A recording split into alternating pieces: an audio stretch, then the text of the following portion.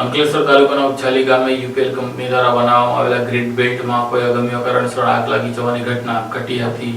અંકલેશ્વર તાલુકાના ઉછાલી ગામ ખાતે યુપીએલ લિમિટેડના સહયોગથી વિકસિત કરવામાં આવેલ ગ્રીન બેલ્ટમાં અગમ્ય કારણોસર આગ લાગવાની ઘટના સામે આવી હતી. પ્રાપ્ત માહિતી મુજબ આગ લાગતા અહીં આવેલા મોટા વૃક્ષો તેમજ તાજેતરમાં રોપાયેલા નવા છોડને પણ ભારે નુકસાન પહોંચ્યું છે. આ ગ્રીન બેલ્ટ પ્રકૃતિ પ્રેમીઓ માટે મહત્વનું સ્થળ બની ગયું હતું, જ્યાં દર વર્ષે વિશ્વ પર્યાવરણ દિવસે વૃક્ષારોપણ કરવામાં આવતું હતું. ઉછાલી ગ્રામ પંચાયત દ્વારા ખાનગી કંપનીના જમીન વૃક્ષારોપણ અને ઉછેર માટે સોંપવામાં આવી હતી. સતત માવજત, સિંચાઈ અને સુરક્ષા માટે કાંટાળી વાડની વ્યવસ્થા કરાતા અહીં સુંદર હરિયાળું વિકસિત થયું હતું. ઉછાલી ગામના અગ્રણી જીતુભાઈ પટેલે આ વૃક્ષોને ફરી જીવંત બનાવવા માટે પ્રયત્નો હાથ ધરવાની વાત કરી છે. ઘટના અંગે ઉછાલી ગ્રામ પંચાયતના તલાટી દ્વારા વન વિભાગ, પંચાયત કચેરી, મામલતદાર કચેરી તેમજ કંપનીને સત્તાવાર રીતે જાણ કરી ફરિયાદ નોંધાવવામાં આવી છે. હાલ આગના કારણોની તપાસ કરવામાં આવે તેવી માંગ ઉઠી રહી છે, જેથી ભવિષ્યમાં આવી પર્યાવરણને નુકસાન કરતી ઘટનાઓ અટકાવી શકાય.